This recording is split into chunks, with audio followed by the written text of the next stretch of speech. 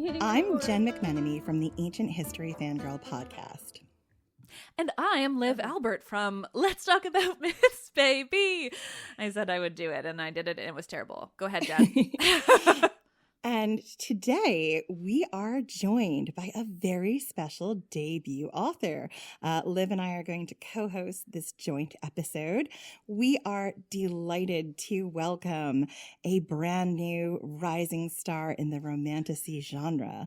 She writes spicy, sultry, sexy scenes, morally gray heroes, hot mess heroines, and y'all, I have never blushed so hard while reading a book. Join us in welcoming... You're a Southern lady now. Oh, bless your heart, Liv. Now, join us in welcoming... My accent is literally all over the place, and it's never going to stop. Now, join us in welcoming Jenny Williamson, author of Enemy of My Dreams, to the podcast. And name you've never heard before. She's brand new debut author. Hi, thanks for having me. Oh, yes, thank you for coming on our show. Oh, you're welcome. Speaking with us today. Yeah. You're welcome. I'm so honored to be asked. And we are honored to have you. Oh. We are. I knew I needed some extra backup for our February Ancient History Fangirl Book Club pick, so I asked Liv if she would kindly come on and help me interview this totally unknown, brand new author. and though I've never met this author at all before, I just happened to have read the book like a good 5 or 6 months ago now. It was just real lucky that I got a crazy advanced copy. Yes. Jenny's like, okay, I had we nothing get it, to guys. do with that. No, I'm really enjoying this. Let's continue. Well, Jenny, I'm glad to hear you say that because I'm going to start right out of the gate. Oh, good. With the tough questions. I could do this in my sleep, but my first question for you, Jenny, is can you give us the elevator pitch for Enemy of My Dreams? So Jen has asked me this on several different episodes. But you've never been on this show before. I don't know why you're trying to pretend like you're a regular. I dreamed it. But fine. I just met the two of you. And yes, exactly. Jen would have no way of knowing that this is a difficult question for me. Okay, wait. I have a copy of my book in front of me. And so... Can I really just read what's on the flap? You can't read the copy. No, you can't read the copy. Jen says I can. It's like that. Well, not shot unless line you I've plan used to on have your website. book. Well, but I mean, you have then you have to have it memorized, basically. Yeah, So. remember Thea? We had Thea on Thea Guazan on earlier to talk about her book, The Hurricane Wars, and I asked her the same question. I have zero memory of this because I was not on that. You've never been on the show before. That's exactly right. Yeah. Well, I'm gonna remind both of our listeners. This is going great already. Both of our listeners. Both of our listeners, Myths Baby listeners, and Fangirl listeners. Oh no, just the two people who are listening to this right now. There's 2 listeners. I'm keeping all of this. To the 2 people listening. But anyway, I'm gonna remind listeners that one of the best things she advised Jenny to do as a debut author, and for all authors, is to know your elevator pitch, to be able to pitch your book. Now, we did this months ago back in October, and I warned Jenny I am getting I would ask her scolded this. right now. Excuse me, Hardcore debut author. Scolded. I'm going to talk to your publicist about this. This is unacceptable behavior. Jen! Well, you need some media training, girl. Is this how you treat all the authors who come on your show? Or if I know you're not experienced with podcasting, Jenny, but I just have to tell you that, like, sometimes you really just need to be able to go with the flow, and you're going to need to be able to answer these questions. You have to as this is your first podcast to promote this book, you've never been on a podcast before. Right. So we're trying to ease you into it. We're doing you a favor for all of your future podcasting goals, which I know you have. Yeah, this is a softball question. Yeah, exactly. You guys are doing so well. Right. Okay, wait. So my elevator pitch, and every time Jen asks me this question, which she has never asked me before, I get all flappy. Never. So, in the last days of the Roman Empire, a brutal Gothic warlord and a hot mess, potentially tipsy heroine forge a dangerous alliance to take down the Roman Empire. So why do you think readers will love this book? Well, I think that readers will love this book because it's a real enemies to lovers, which means that these are two characters who really have a reason, like to be enemies. Like they're from a sort of, they exist on two opposite sides of this gulf of like, history and culture and what their people have, done to each other over the centuries, and they're both real big mad at each other right out of the gate, which I find hot. And I mean, and they're at cross purposes personally with their own goals, and I'm not going to go into too much detail because I don't want to spoil it with you guys. But it is really fun that way, and I also think like their personalities are kind of sparky together, which I really enjoy.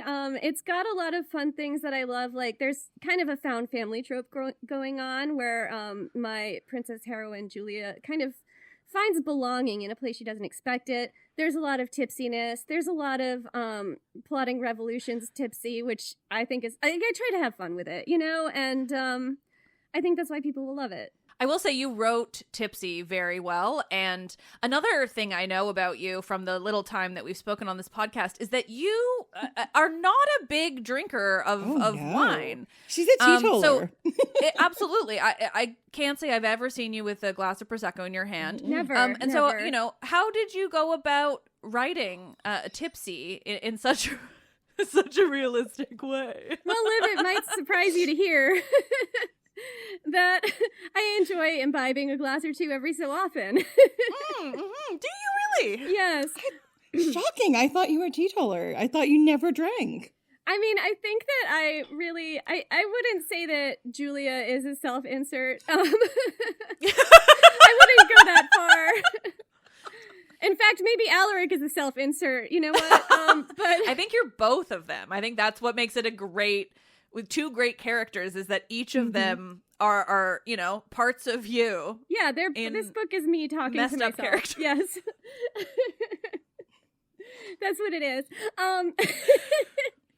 But I think that I have kind of thought of it this way sometimes, where I'm like, my heroine is based on several different real life characters in the people in the ancient world, but there's also quite a bit of me circa, I don't know, 2015, running around Bushwick, going to all the bars. Like there's some of that too, I think it can be both. But okay, you actually led to a question that we've kind of we haven't, because we don't know each other and you've never been on a podcast. That's right. We have never met, just in case. I feel like I've had these dreams of conversations with you in the past. And so I would love to see if maybe there's a hint of reality in those dreams. And so in those dreams, you've talked a little bit about how, this book it's romantasy. So it does have those fantasy elements, but I also know not at all that you are, knowledgeable on ancient history, because why would you be? But instead, I think maybe you've learned a little bit for this book alone about ancient Rome. So how much of it is real ancient Rome? How much of it is your own fantastical imagination? Like, how concerned were you with that? Well, I like to refer to it as an occasionally true story. Yeah, good. Yeah, I think that what's funny about this, when I started writing this book, I knew basically next to nothing, and I was just having a fun time and writing my own historical fan fiction, and I kind of figured I would love to get this published someday, but I wasn't necessarily looking to write a extremely historically accurate picture of what happened, because I wanted to make Alaric of the Visigoths the hero of a romance novel, which in itself is a non-historical concept. So especially when you look at any kind of images of him. Sorry, I don't know. He's kind absolutely of hot. Sexy in reality. I am going to say he has the world's best mustache, and I'm going to say this: the image that frequently comes up when you Google him is actually Alaric II, because I know that Jenny did her research and checked that. However, I haven't found many images of Alaric I, so I always go with Alaric II, because if I'm going to write a mustache, it's going to be that glorious. Well, look. If I'm going to write a mustache, it might as well be that mustache.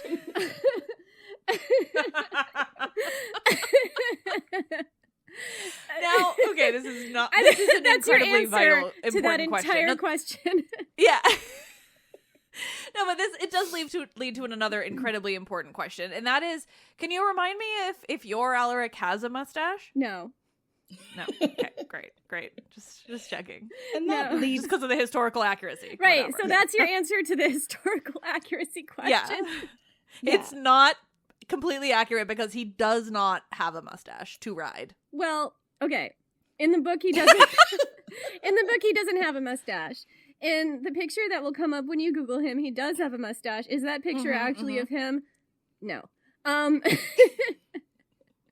So this leads really That's nicely my into answer.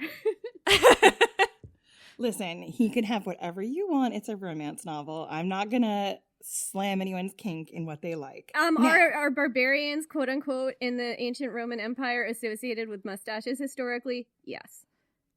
Hot. That is now the moving on. tripartite answer. Moving on. Tripartite. I need to rein control of this interview back in. So Okay. I'm not sure that you do, but fine. Okay, you're the We'll get ideal there. person to do that. Sorry. That blew out my microphone. excuse me, I really don't appreciate you questioning my professionalism. If you do it one more time, I will have to contact your publicist and request that before you do any more interviews, you get media training. Are you gonna spank me? This is really going off the rails, and this is not the kind it's like of literally 5 minutes in. Listen, this is not the kind of podcast I run. This is not like that one time in the podcast where Brutus's wife, whose name I forget, but I'm going to call her Portia, literally said to Brutus, "Oh boy, get the horse phallus. I want to really talk this revolution out." I don't Now, think that's historically attested. moving on, I want to get back to this question I had. So, tell us where the idea for a romance between Alaric of the Visigoths and a Roman princess came from. Like, where is that from? It's from my head, Jen. Okay, but no, I mean that's obviously, but like, because like we understand how fiction works, Jenny. Thank you. I just I thought know I that would- I was you are about the to- debut author, This but is like we're doing so well. Yes.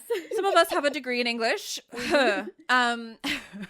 But no, but like, so the original, when I first started trying to write a novel, obviously, which has never come to fruition because you are the first debut author of fiction among us. But when it came to me, like, I think I swear I just like maybe was just like browsing random Greek mythology, and I found like some weird little thing between Cadmus and Harmonia, and I was like, oh, I'm obsessed with these characters. I'm obsessed with like writing a story about them. Like, but Alaric of the Visigoths is truly like so random to me. So like how did you find Alaric, and why did he become like your guy of the mustache rides? Okay. Yeah, why does he make a great hero? It can't be because of his mustache, because you didn't write that into your book. You did didn't. not. You have to pick something else.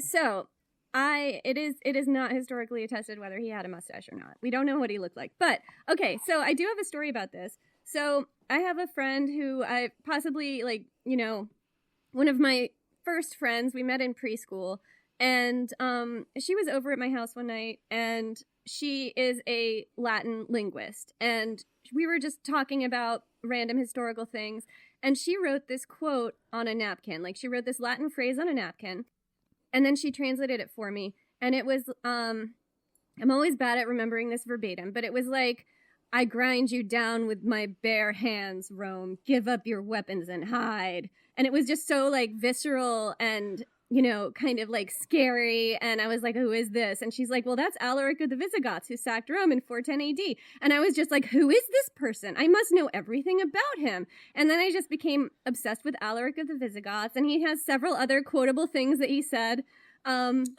I feel like there is an episode in our back catalog called Stuff Alaric Said that I worked on with my amazing co-host, Jennifer Williamson. No relation to... Yes, Jennifer. Williamson. I believe her name is Jennifer R.R. Williamson. I think it's Dutch. She has no doing relation great. to this person speaking.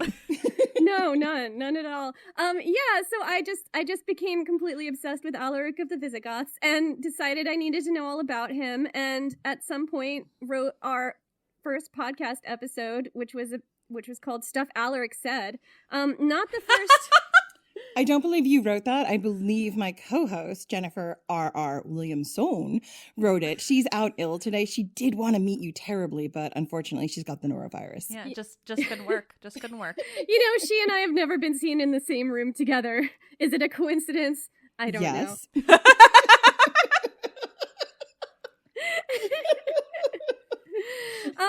So that's how it happened. And I was, you know, kind of just became obsessed with the time period and the person. And I think what I really love about the time period is how much it was it must have seemed like an apocalypse to the people living through it. Like to the Romans who, you know, their empire was crumbling, but also to the people living outside Rome, like the people who joined Alaric's coalition, because this was a period called the Migration Era, where there was so much upheaval and different groups moving to different places and coming into conflict with Rome a lot more. Because there have been lots of different reasons given for why the migration era happened. Some people think it was climate change, like the Huns moving down from like the Central Asian steppe, like all kinds of different things like that. But just like the sort of like apocalyptic dark horizon of this time period seemed like such a great setting for a romance novel to me. Yeah, I agree. And as someone who, you know, I'm never one to make things political, not ever. I almost never talk about current events. I've never heard that before, Liv. Ever. No, exactly. Not about you, right? or me. No, never. Absolutely No, not. No. But you know what I would say if I was a person who might get political now and then, I would say that, like, yeah, I mean, this was a time period where this empire that was too big, was unnecessarily big, was big just because they'd wanted to conquer everybody. And then like no empire should be that big. Of course, no empire ever since Rome has been that big or that problematic. I think the British Empire would beg to differ, but that's, you know. the joke, Jen. Oh, sorry. Sorry, I missed it. I think the American Empire would also beg to differ, but that would also be the joke. Listen, Canada, we're coming for you. That's exactly right. And Greenland. Colonialism is back. And Greenland. And still we need that here. Greenland for safety. Sorry. Free Palestine. Absolutely.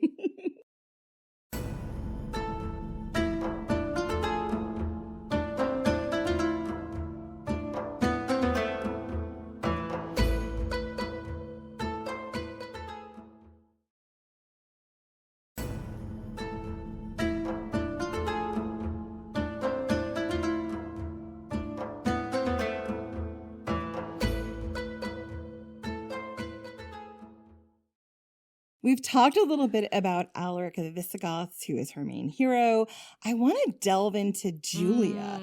Julia is the female main character. She is very much a hot mess, which I relate to because, hello, you can hear me right now. Were there None of any us are hot messes. I don't know what you're talking about. Can you tell us if there were any historical women who you based Julia on? Yeah, so there were three. So one of my characters that I based Julia on was Julia the Elder. She's perhaps the original kind of template for Julia. She is, of course, the daughter of Augustus. She got exiled to Pandateria for being too slutty. My favorite reason to be exiled. Right. Respect. Hell yes. Respect. Get so yours, that is, girl. You know, kind of my inspiration. Get that Roman D. D. It was worth it. So that's like my kind of original template for her. The other one is Galla Placidia, who was a princess of Rome during the time of Alaric's sacking, who was in Rome at the time of the penultimate sack of Rome. Wound up being taken prisoner or just sort of trailing out of Rome with a bunch of other aristocratic, you know, people who had been in there the whole time. So she'd been in the city during the siege. She got mixed up with the Goths, potentially joined them, potentially, you know, was kidnapped by them, and married Ataulf, Alaric's right-hand man. It wasn't just a marriage. Didn't she have the most impressive dowry ever? Yeah, so the dowry that she had, Edward Gibbon goes into this in detail, and I love it, and I want to talk more about, you know, the Gothic culture of jewelry, because I think that really factors in here. So the dowry. Yeah, please tell me about it. As our listeners know, I am a big fan of the shiny shinies. Like, if you could throw some jewelry and like knowledge about it at me, I'm gonna just swoon because I love my jewels. Our girl's a mag. Yeah, I am. Jen, Thank you, Liv. If you recall, we actually did talk about this in the Atomic Golf Excuse me. I talked about this with my co-host, right? You Jennifer talked about R. this. Williamson. That's exactly right. I have never talked about this with yeah, we're you. still doing that. Okay. So anyway. Yeah. So then you already Jenny. Autistic. We are definitely two people we're talking about. Okay. So anyhow, like the dowry of Galla Placidia, there was let me think about this. There was a giant table that was made of one enormous precious gemstone with 365 legs. And I can't imagine how big this table would have been. Wait. But like, no, it must have been a circle, right? I don't know what the shape of the table was, but imagine carrying that all up and down the Italian peninsula. But anyway, so there was this giant table, and it had potentially 365 legs, just go with it. And it was made out of one entire precious stone, encrusted with other precious stones and gems and things. Not the only treasure, there were giant plates. The early Christians were super into giant plates the size of a wagon wheel that would have been 100 million pounds, like silver and gold. Honestly, the Christians have always been fucking weird. Yeah, there was a lot of that. So, like, I feel like the Goths in particular, there was a tradition where the man gives the woman a dowry, right? And Ataulf was as he should, down bad because he needs to prove he can take care of me, not the other way around. That is reasonable. Yeah, that's literally if we have to have a dowry, like that's quite literally how it should be. Cheers, Liv. Yeah, cheers. Agreed. It also it's an indicator that the woman had more power in the relationship than you would originally think because she gets all this wealth in it. I guess. Do you I have think a whole that theory has about that. any bleed over from the ancient Gallic and Celtic traditions where the woman, whoever brought more into the marriage was the sort of elevated partner because they had more wealth? Well, I think it's different because in the Celtic tradition, the man and the woman did both bring a dowry, and whoever, it was kind of, I don't think it always had to be like a competition, but of course in the cattle raid of Cooley between Maeve and Allele, as everybody knows, it did become one. So that's basically... The dowry of Galla Placidia was legendary in its time. It wound up being left in a palace somewhere in Spain and then divided up by various Gothic rulers who came in after. The Franks got their hands on it. Some other people, maybe the Vandals, I don't know. And people were talking about things from this dowry up until the 700s AD, I believe, or something like that. Yeah. Wow. It's famous. Yeah. Famous. And when would this have happened? When would this dowry have happened? Well, the dowry was it was a collection of basically booty that Alaric would have collected while sacking Greece and Rome. Okay, so Galla Placidia's dowry was legendary. It happened, it was probably given from Ataulf to Galla Placidia, who was a, princess, daughter of Rome. One of the inspirations for Julia. Exactly. Sometime in the 400s AD. And it was still being talked about in the 700s AD. That's like 300 years in between. They were still talking about how epic this dowry was. Yeah, and dividing it up between themselves. So there was still a lot by the 700s AD. And so who was the third woman? Oh, this is one of my favorites. Right, so the third woman is Honoria, who is the daughter of Galla Placidia. And what I love about Honoria is that she was going to have an arranged marriage to, I don't know, some asshole that she didn't like. And she did not want to marry that guy. Straight. And so what she did, I adore this so much, was she... It's the best story. And it's one of my favorite stories in all of ancient history. Okay, let me tell it. Okay, so... Okay, Jenny Williamson on my podcast, demanding things. So she dashed off a letter to Attila the Hun saying, come and get me. And she basically proposed to him. So Attila the Hun had been sacking, I don't know where he was. He wasn't in Rome yet. I think he was sacking around Greece or whatever, somewhere in Eastern Europe. I'm not sure. I did a whole episode on this where I knew what he was doing, but I don't know. So she dashed off this message, and Attila the Hun immediately used this as a pretext to invade Rome because he was supposed to be engaged to Honoria, which meant that he now was owed half the Roman Empire as some kind of a dowry or inheritance or something like that. So she was Galla Placidia's daughter, And it's really interesting because Galla Placidia, I mean, you can argue about whether Ataulf and Galla Placidia was a love match. It's presented that way in a lot of the sources, and I kind of went with that initially when I was doing the research on this because I really love the idea that maybe everything didn't suck for all women all the time. I support that because I don't find that usually relatable it at did. all. Yeah. So I was just like, oh my god, maybe she and Ataulf loved each other. Maybe it was just this beautiful love match. But then Ataulf got assassinated like 2 years after they met, and she went back to Rome, and she married this guy named Constantius, who she hated, and that's who she had Honoria with. So she was the daughter of Galla Placidia and Constantius. But then Honoria also wanted to marry someone she didn't hate. And Galla Placidia was like, absolutely not. I'm going to force you to marry this guy. So I kind of really love it that Honoria was like, well, my mom got to have a hot affair with like a goth. Maybe I can have a hot affair with a goth. And it wouldn't be that weird to call a Hun a goth because the ancient Romans used that word to, you know, kind of describe everybody who they would have categorized as a barbarian at different times. Was I going to say, okay, I was going to say, was that like kind of almost a barbarian style term where it just sort of means people who aren't Roman? Absolutely. In this and also the word Scythian, Huh. like they would have called the Huns, the Huns were basically Scythian, you know, horse warriors. Right. Well, I mean, and in their defense, they were coming from the other side of the Scythians. They're absolutely so. different people than who the Goths were. But the way that the Romans referred to these different peoples, they would have called them those things interchangeably. So I'm not saying Honoria was thinking of this as like, oh, this is a Goth and that is a Goth. But theoretically, some of the Romans were. But anyway, so she's like, in my head, Honoria was this kind of this rebel, you know? And there's this one period in her life where, and this is a precursor to when she sends a message to Attila the Hun to ask him to come and get her, but that really explains a lot to me. And so when she was like 15 or 16, she had sex with like her chamberlain or something and got pregnant with him and got severely punished for it by her parents sending her off to, there's actually conflicting information about where they sent her to. Like it could have been a nunnery, but in the version I like, it's to Constantinople, the Eastern Roman Empire, which at that time was a lot more Christian. Which is Istanbul, is Constantinople. Yeah, so she would have been in That's not Constantinople, and at that time it was a much more Christian and sort of repressive and very pious court where she would have been made to get in line, right? Like pray a lot and live this very restricted life. And in that time period, there was this time when Attila the Hun was bearing down on Constantinople and he was going to sack the city, and the walls had been destroyed by an earthquake, and all the people, like, the Huns were like 2 weeks away. They were not very far away, and they go very fast on their horses, right? So, like, this is an emergency. The whole city.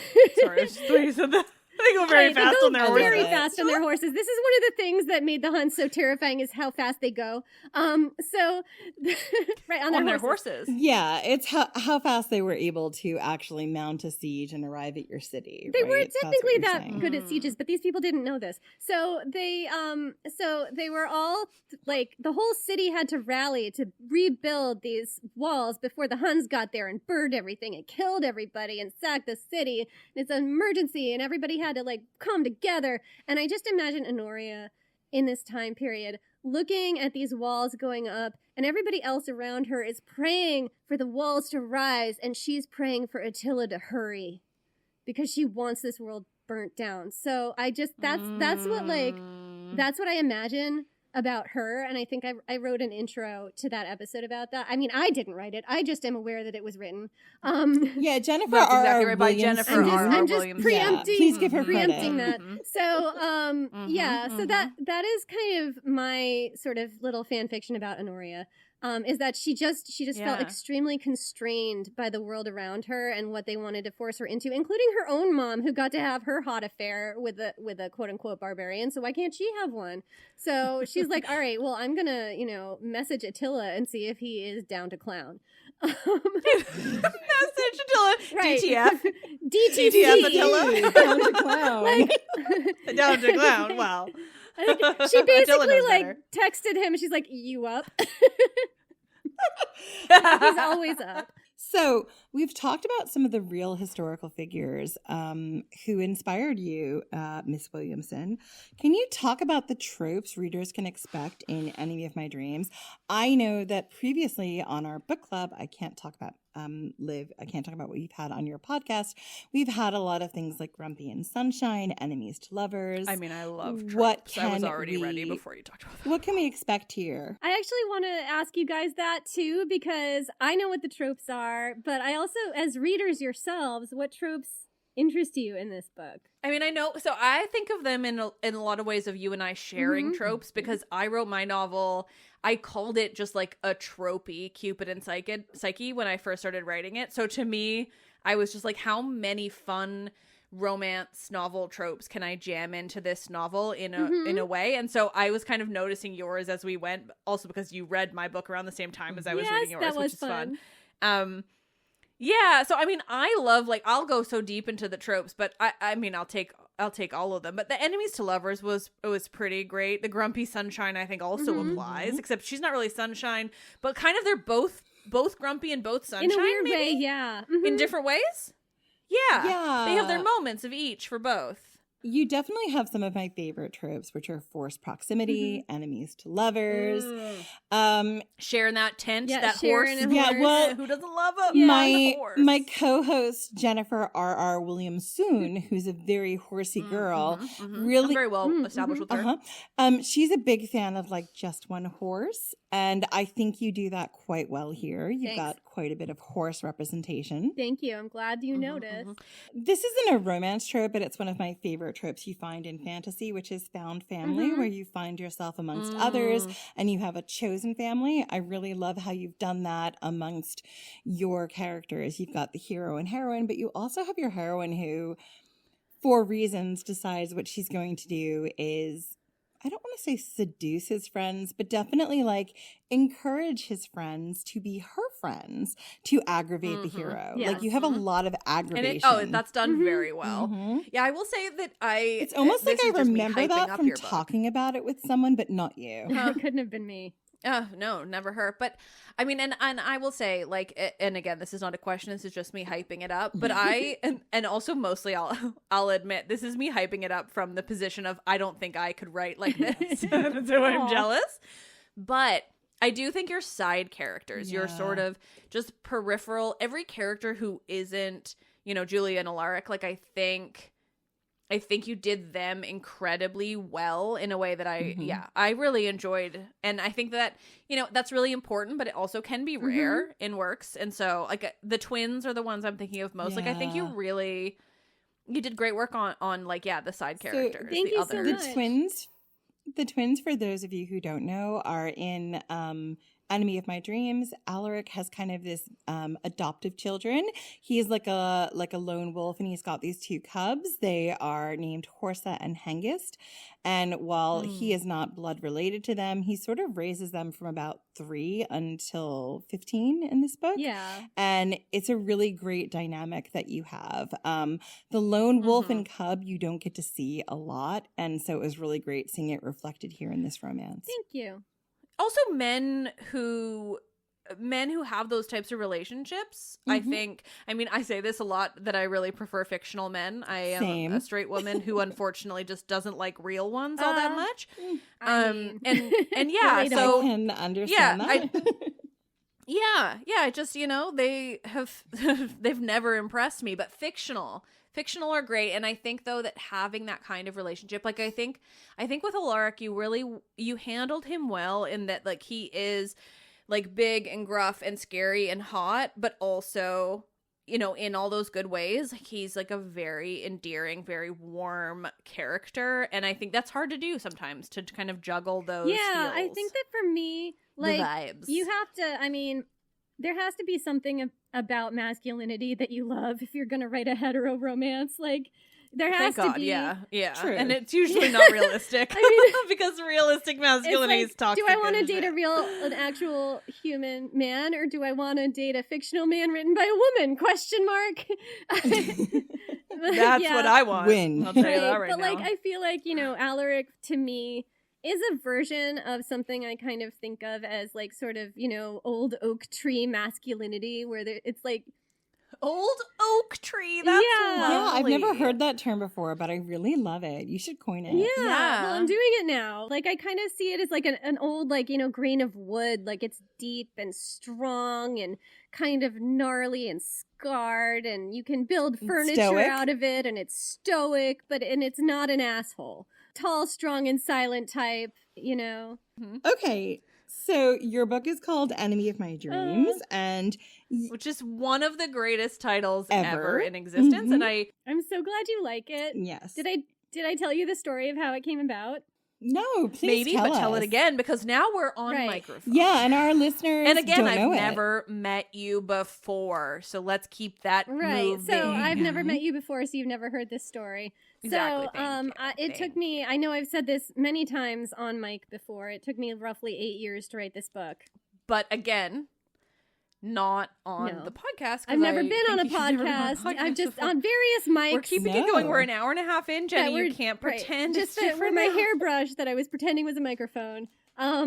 Yes. That's exactly right. So Perfect. I have, it took me like 8 years to write this book. Like, it took me a very, very long time. And the entire time I did not know the title, didn't know what the title was, no idea. People would occasionally ask what the title was, and I would have a little bit of an anxiety attack because I was like, I don't know. And so finally I was like, right, I have to actually have a title at some point.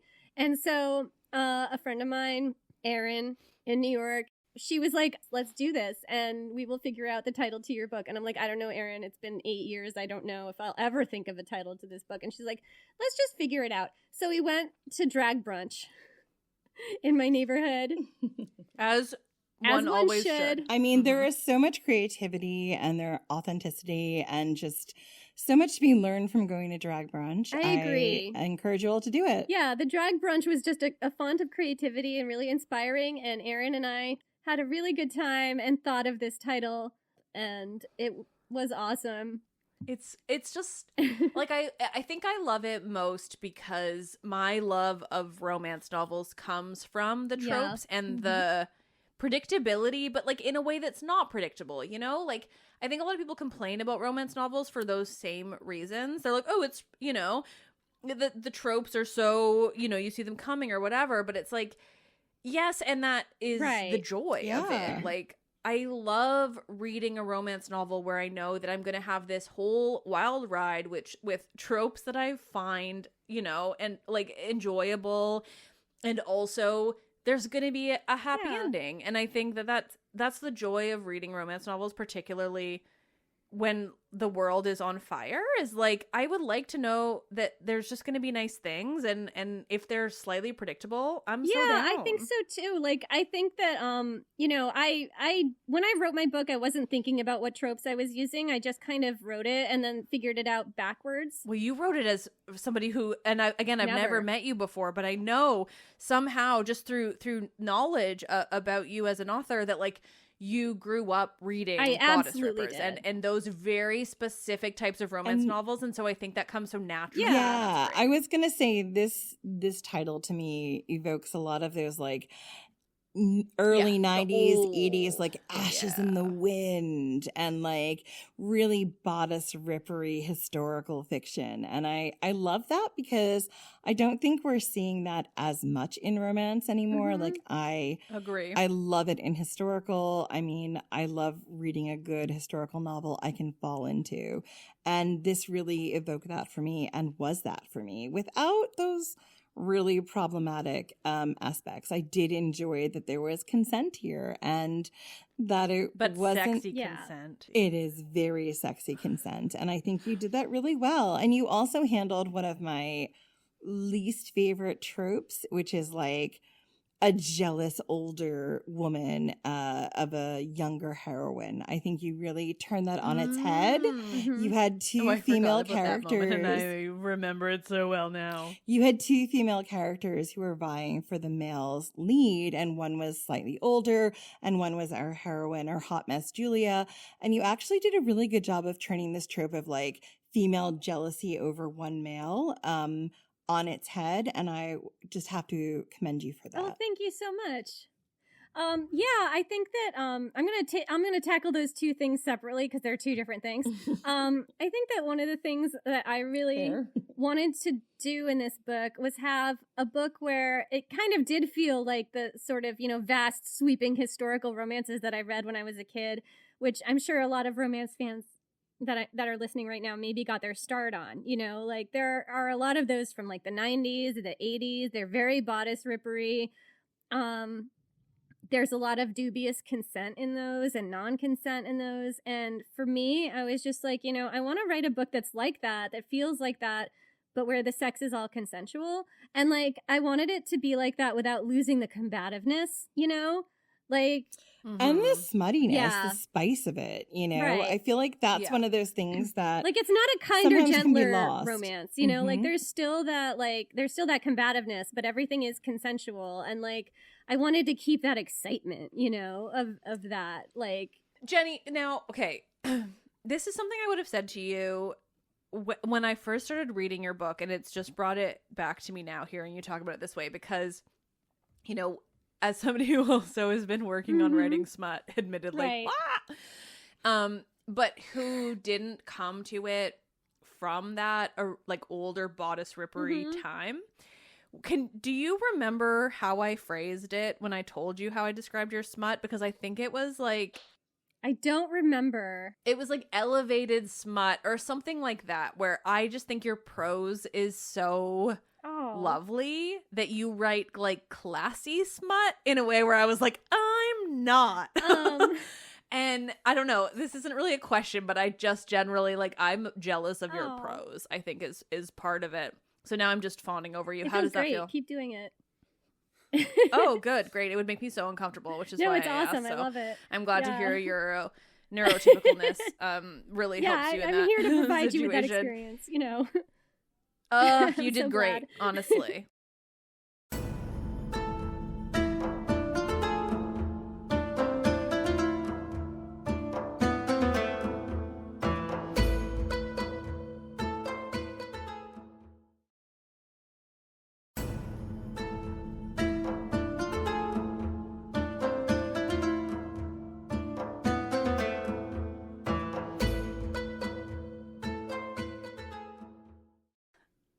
So let's talk about enemies to lovers, which I've heard is your favorite trope. I mean, I just read it in your bio on your website. So can you talk a little bit about the enemies to lovers trope and why it's such an enduring trope? Well, I really love it because I really love that conflict, like it really feels when you have a good enemies to lovers situation going, like the passion is there from the beginning. And it's just like you can turn it as an author from angry passion to a sexy passion. And there's very little daylight between the two. Yeah. So I feel like it already rocket fuels your relationship if they hate each other on sight. You know what I mean?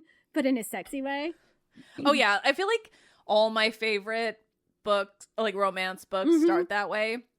And I think it's, there's a lot to debate between what is enemies to lovers versus like rivals or whatever, all those different things. Yeah. I think yours is legit. It's legit enemies. Political, cultural, like exactly. enemies. and that's like the more it's like kind of like a rubber band, like the further apart you put them at the beginning, the more they snap into each other. Like, God, you're good at phrases like that. What a great metaphor. Yeah. What a spicy metaphor, right? Super spicy, because really what I want to do is watch snap them right back. collide into each other like two freight trains exploding. Like this is they didn't have freight trains. I think maybe like a couple of carriages. Yeah, but something that explodes. I don't know. Pick your image. Pick your flammable image. This is in your imagination. You're not actually harming any wildlife or people or anything. Fair. Yeah. This is fictional. So yeah, that's the fun of fiction. Exactly. So it's about that explosive moment when they collide, shall we say? And the more you pull them back, right? I know. The more you pull them back in the beginning, the more they snap into each other and explode. That's what I love about enemies to lovers. So Liv, on our book club, we've talked on the Fangirl Book Club, we've talked a lot about what is more difficult to write, either a sex scene or a fight scene. So, Oh, God. Exactly. So, Jenny, we wanted to know what you find more difficult to write, a sex scene or a fight scene? All right, I have real thoughts on this. I know you do. I also know my co-host does. Right. What a coincidence. Coincidence. They might be similar thoughts, but I don't know. I've never met her. No. Not similar people, though. That's Totally We've been in the different. same room together. Not a coincidence. So, right. So, sex scenes and fight scenes. So, I really feel like a sex scene is the canary in the coal mine of your romance novel. Like, if I am writing the rest of the romance novel and I get to the sex scene and I'm having trouble writing it, it means that I haven't set my scaffolding right and I have to go back and fix it.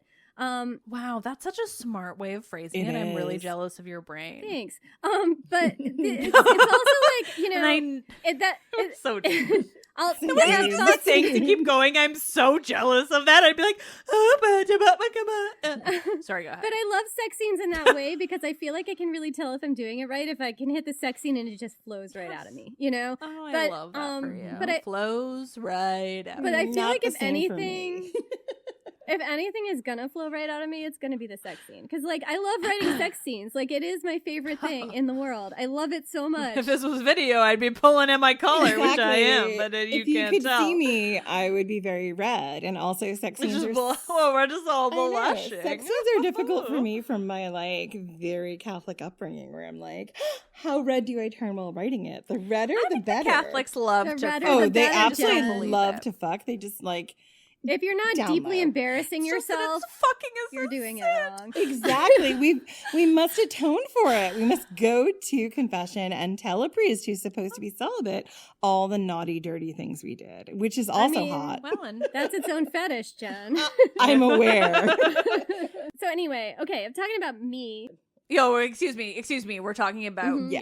Yeah, we're talking about me. It's all about me. Yeah. Sorry, author. We didn't mean to derail you. Whoa. It's not about the Jeebus of us all. That's all I'm I going to don't say.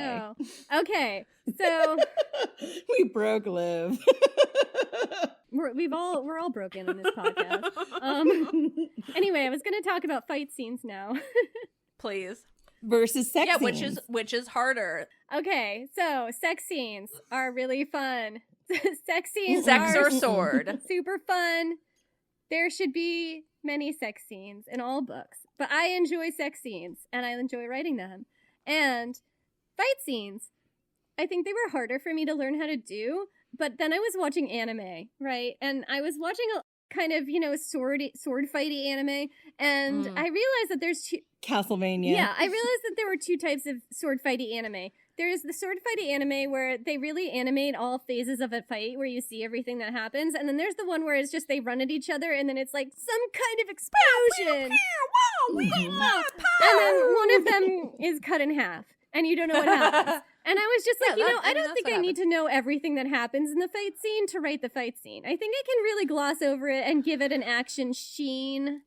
And there's a lot of verisimilitude there. So I tried that as a tactic. Are you what an author so that you far- can just throw in verisimilitude as a word that you just said. I know. It's almost like you're a published author. I've never heard of one of those. It's almost like I'm what a a word. professional word monger. Honestly, a wordsmith even. I've described myself as a smut monger and a high-end smut monger in the past, and I think I'm going to go Yes, with a that. purveyor of high-end No, smut. that's I believe exactly I've heard right. you A purveyor say. of high-end smut, yes. So I think that, so I tried that, and nobody commented on it, so I think that's what I'm going to be doing until further notice. Honestly, I feel like, and maybe this is just my writing, is that I'm incredibly insecure, which is also true. But Same, fiction, Liv, it's same. weird. I'm Aren't we like, all? I can write nonfiction. I can write about the myths in a nonfiction style to the ends of the earth. I'm fucking same. brilliant as I shit. mean- But then fiction? You've written 2 books Yeah. and and a very long introduction to a third. I've written a cookbook and a regular book with my co-host, Jennifer R.R. Williamson. Who But is once not you me, get to just to fiction, be it clear. feels... That's exactly right. That's It's not you. We've never met you before. But once you get to fiction, it does feel a little more intimate. It's the fucking right? worst. You know? I'm like terrible. And then I read Jenny's and I just remember I read the first chapter and then I was like, I don't know that I can keep reading this while I'm still working on my own, Same. because I was like, your prose is so pretty. You're fucking poet in your goddamn words. I'm Thanks. so mad about it. And I'm so like, blah, blah, blah. This is what happens. And then, but thankfully, We're yeah, adults this is how I and describe myself. Yes, we're authors. Yeah. But I got deeper into yours, and I mean it was great. But it's funny that you say that about the fight scenes, and I'm kind of or just taking it in again now, having heard you describe it that way, because I mean your fight scenes were great, and Thanks. Mm-hmm. it's so hard. It's so hard to write that, and especially because you were dealing with like battles. We're not talking like a one-on-one fight like a lot of romantasy or fantasy broadly. We're talking like fall of the Roman Empire battles that you wrote well, and I'm jealous is all that I'm saying. Thank you. And you wrote them well from both a historical aspect, being like, Yeah. okay, this is an occasionally true story. Some things might have been fabricated or moved around, but in general, they were very historically, to the time and sort of the military regime accurate, but also they flowed within the context of a romance or romantasy novel, which is really hard to do. Like, I know I couldn't do that personally. I think you probably could. No, you don't have to give me praise. I'm gonna pump myself up in a minute. Okay. You don't have to give me praise. I mean, I just feel Thank like, you, Jen. yeah, you could. Glad to hear it. Look, you can, I mean, I feel like, the hardcore military history and or, martial arts nerds will probably vociferously disagree with me on this. Well, but those I would feel be like angry dudes I who don't aren't going to think love they're the book reading this There's book. regardless. probably So those are fuck people 'em. not reading this book. To be clear, absolutely. I feel like you can give it that gloss of verisimilitude if you just sort of understand. She's just the throwing time in the word period. again, like a I know. fucking scholar. I know, like a boss. I'm sorry, Fucking saying scholar. it twice is like way too much verisimilitude. It's just too much. I had a whole point about that, and it's about like, I don't know, just making it real. But you don't have to know every single step of the fight to do that, and sometimes it's better if you don't. No, but that's true. It's so easy to overthink those things, right? right, Mhm. exactly. Yeah. Yeah. And to get lost in the details Yeah. of sort of a fight sequence, or even like a sex scene. Like, there's a certain amount of detail we want, and cut there's a out certain so amount that much. takes us out of the feels in Yeah. a sex scene, or even in a fight scene. And I think you thread that needle very well. Thanks. So I have to commend you. But I have a question. I think that there's one more thing I want to say. Excuse me. There's one more thing I Okay, want you to can say. say it, and then I will say what I want to Yeah, say. there's one more thing I want to say about both fight scenes and sex scenes that I think is really important, is that both of them are about a relationship. Both the sex scene and the fight scene are about a relationship between two people, or however many people are in the scene having the sex or the fight, right? So, like, it's really about those emotional stakes. And I think that's more important, especially in the fight scene. I think this is less true in the sex scene, but depending on how you write it, maybe can be true in the sex scene too. It's like less important than each and every step being spelled out perfectly is that what is the relationship between these two people, and what are the dynamics, and how do they change throughout the scene? And what are the stakes? Stakes are also key. This is where I think that I'm fascinated by your mind. So, just to be clear, because I'm legitimately, as a writer, interested in how you phrased that. Because you said that it was less important for the sex scene about the emotional relationships and more important for the fight No, scene. sorry. Like, less important in terms, like, the emotional relationship is super important for both. The emotional aspect of it is more important than step by step exactly what happens. Yeah. And in both? Absolutely. Like, I just love that. That's interesting. And it's maybe like, it might be slightly more important, the step by step exactly what happens part in the sex scene, but I might be overthinking that, Okay, so I'm going to ask, I think, 2 more questions, and then I think I can wrap this up from my side. I don't know about you, Liv. I think my first thing is, like, and I'm going to ask all 3 of us, what is your favorite trope? It can be combined with enemies to lovers. Mine is, like, 2 people, 1 bed. I love it when people are forced to share a bed who don't want to share a bed together for whatever reasons. And obviously, intimacy occurs. Okay.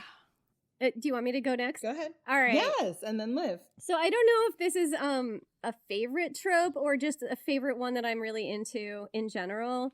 I love it in terms of enemies to lovers. I don't know if this is a trope or like a general thing, but like when people didn't know they're dating, and I've talked about this before. I just read a romance called The Last Hour of Gan about a woman who falls in love with an alien lizard man. And Naturally. Hot. it is Yeah. extremely hot. The idea of two people who don't understand each other and their communication is so bad, even though their sex is extremely hot, that one of them literally thinks they're married and the other one has no fucking clue, just delights me on so many levels. Like, it delights me. It delights me because the one who doesn't know is questioning the relationship still, when the other one is like, what are you talking about? We're married. Like, we are solid. and then you just, like, as the insecure one, just fall into that certainty, and I find that beautiful. Agree. Wow. Yeah. Agree. I think mine is kind of similar to yours, and I don't know about describing it as like a singular trope. Mm-hmm. But I love like everything you were describing, and I think I love sort of the like how to phrase it, like the kind of like when one person knows things the other one doesn't.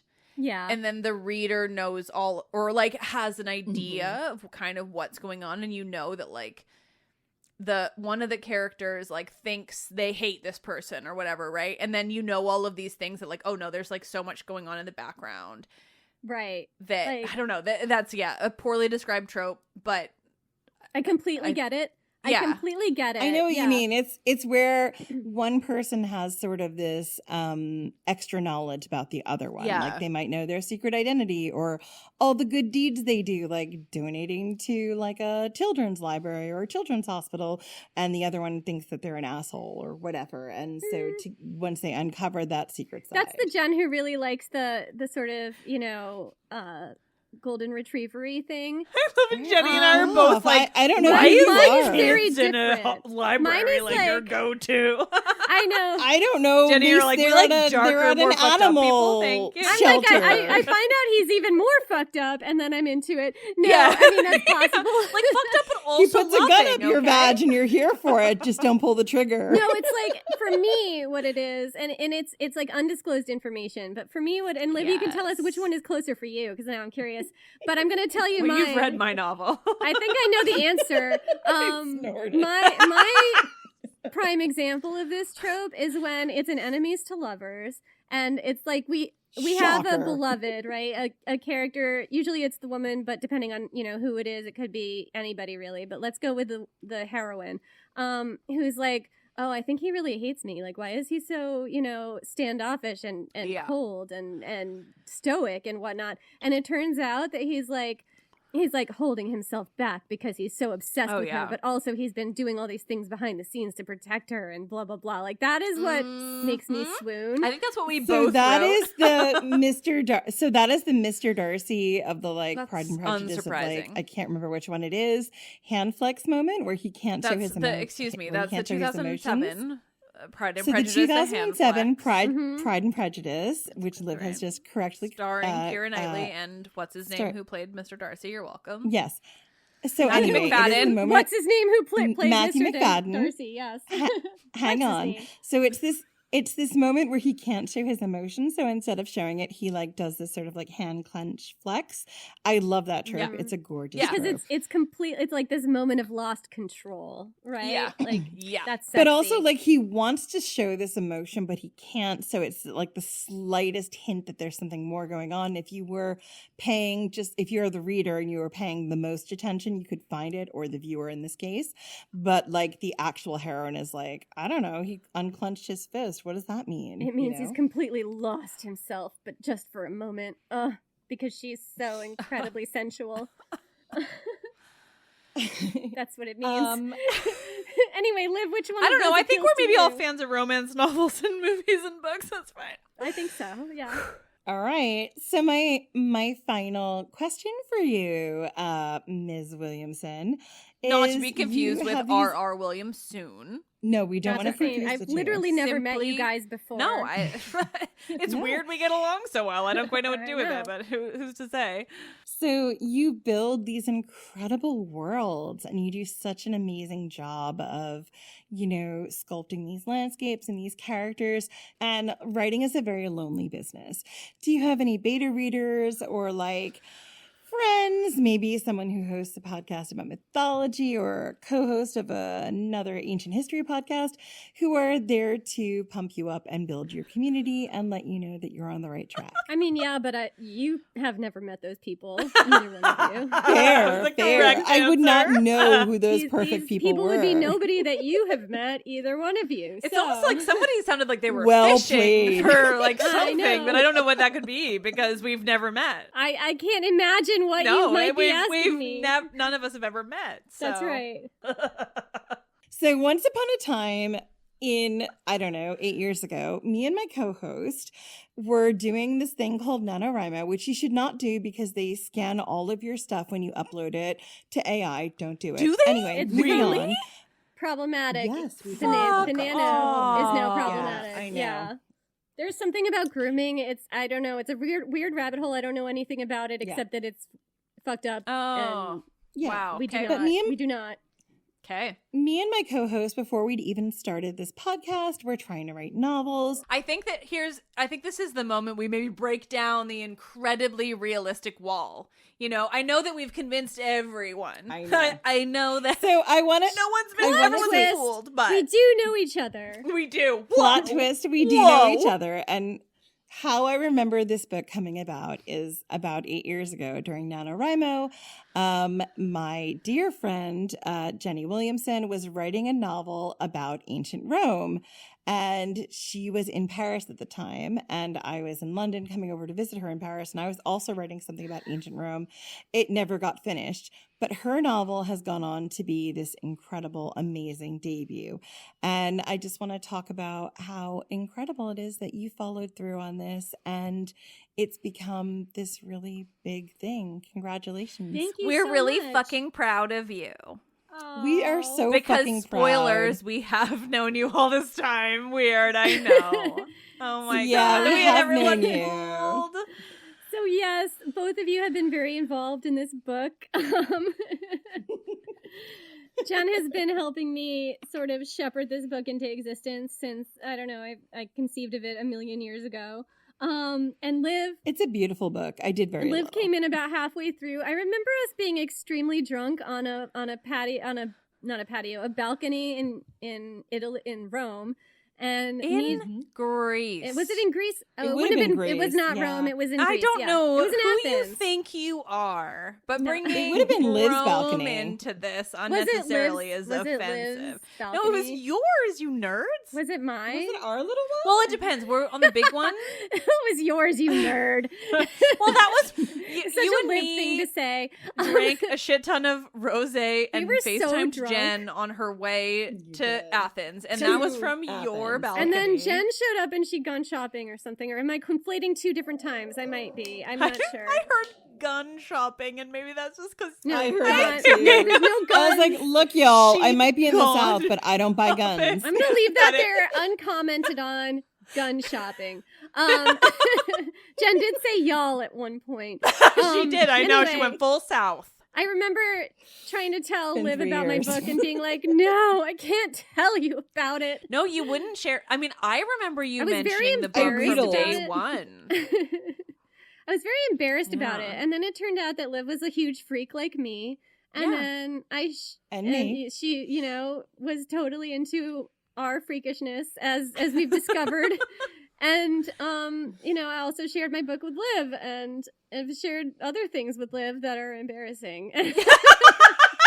I mean, that's friendship, but I appreciate you putting it on the podcast. That is friendship. That is friendship, yes, But- indeed. On so many levels. Now that I'm like, I was thinking of one specific thing, but now I'm like, oh no, it's actually everything. Oh God, which So- one was it? Liv knows everything. She knows all the things. So yes, and thank you so much, both of you, for being in this journey with me because it's been a journey. It has been a journey. No, And I it's been a love it. pleasure. Yeah, I so Mhm. remember you. Like, I remember the first time we talked, which, again, to the Mhm. listeners who've been fooled this whole time, you know. But like, we met in, I think it had to have been around April. It was early pandemic, so I think it had to Yeah. be April. So we're nearing our 4-year anniversary.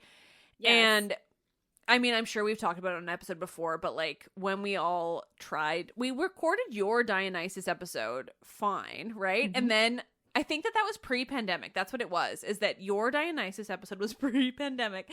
And then by the time we talked together again for my Dido episode, it was like April 2020, and we were all losing our minds, and we ended up... And I will say, Liv, the big caveat here is I was in London, Jenny was in New York. And I was in and Liv was West Coast. On the West Coast of Canada. So the time zones were so I was extreme. 8 hours off from you, Jen, and Jenny was in the middle. Yeah. And we all decided to start drinking at the same time because we just met each other and we were like, we got on really, really well. I don't want to say. Yeah. And we were like, let's have some wine. And I was like, sure, it's whatever hour here in the UK, but I'm now freelance. Let's do it. And by the time, how many hours did we spend talking about? I honestly think we spent like 6+. I feel like by the time, I swear so we would have been in Pacific time, and I swear we started at like 3 p.m. and finished at like 11 Pacific, which was then like, that's like 2 a.m. Eastern, and then another, so at 7 a.m. Oh yeah, no, Jen, I swear you were like, the sun is coming up. I think I was. And it was just so funny, and then we, went off from there, but like, I think that original time we talked, like, I remember hearing about this novel, and I was like, I would read it, and you were like, Jen is the only one who could read it. It's, and I was like, but it's really good. It's better than anything. And I was so down, and I had also been working on a book since 2009, so it was obvious. Like, I understood. Like, you had your own baby, like I feel like so many of us have that, thing that we've been working on for a million years, that it's like none shall pass. Like, I have to be very protective of this, and I've just never. Sorry, I'm so proud of you is what I was going to say, but then I cut you off to say I'm so proud of you. Thank you so much. I'm so grateful that both of you have been so in it with me. I really treasure that.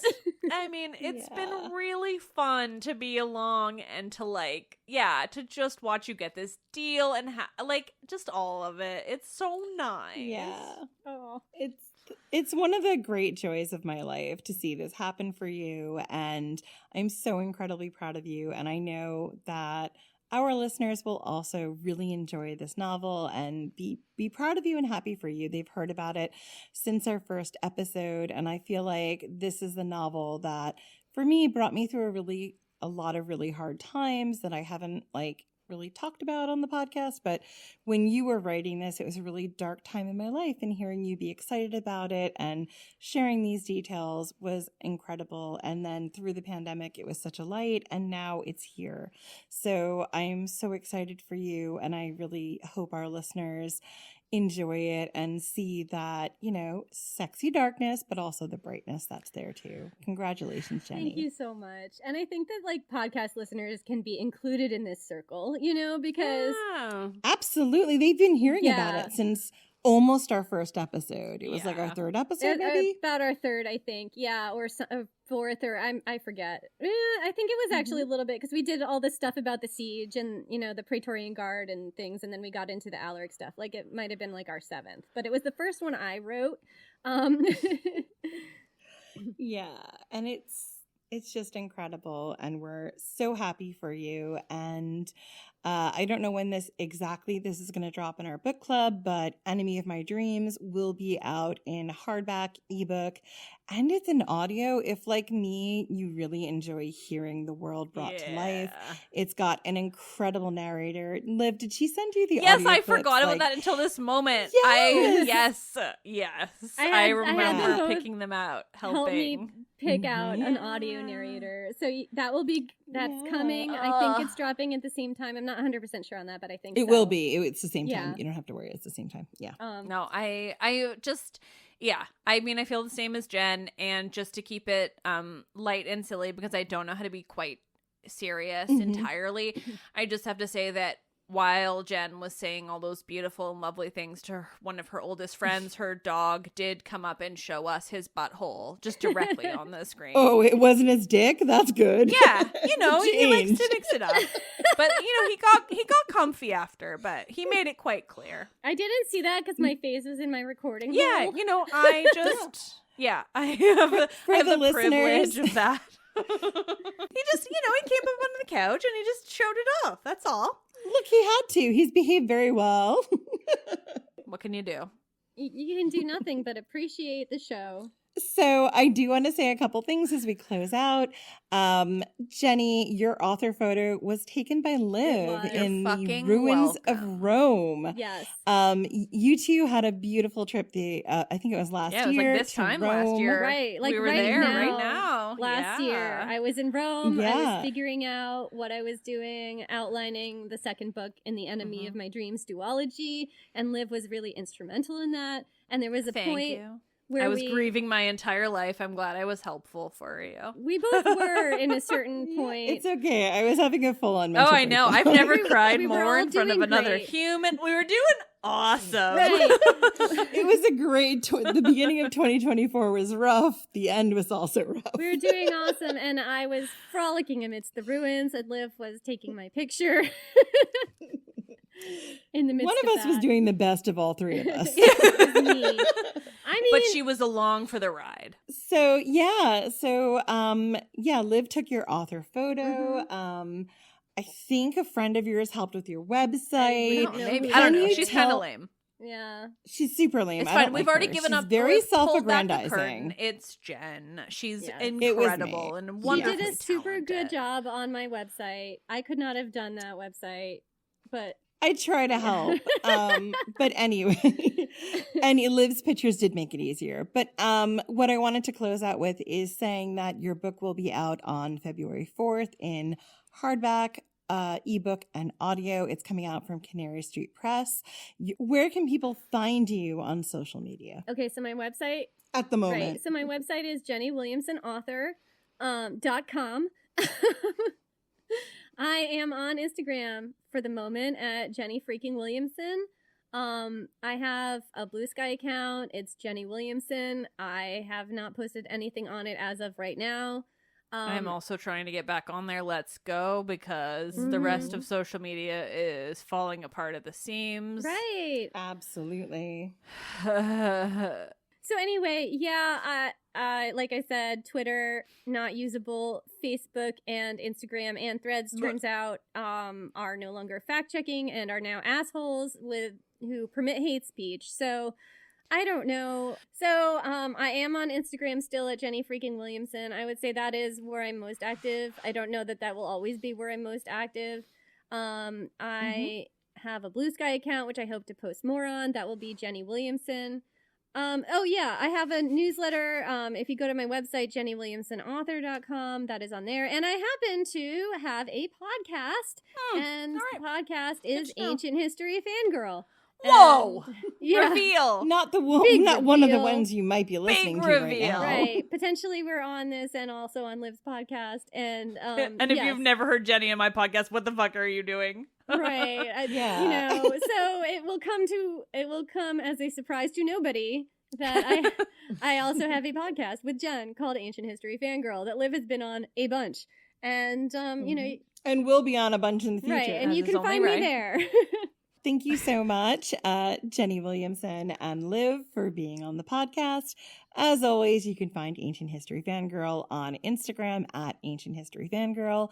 We're also on Facebook. It's mainly updates. And we are on, I don't know, TikTok if it exists. We're in flux like everybody else.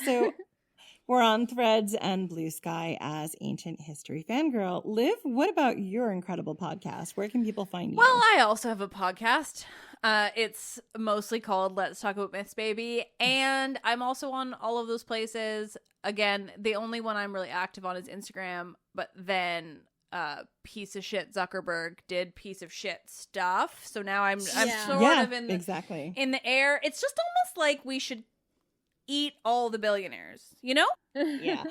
We will be back at some point in time, either weekly or bi-weekly. And we appreciate you listening. And Jenny's book is out now or will be out very shortly. If it's not out yet, please pre-order. And if it is out, go into your local bookstore or library or wherever you get your books and pick up a copy. It is so spicy. I mean, if you're listening to the audio, put those headphones in.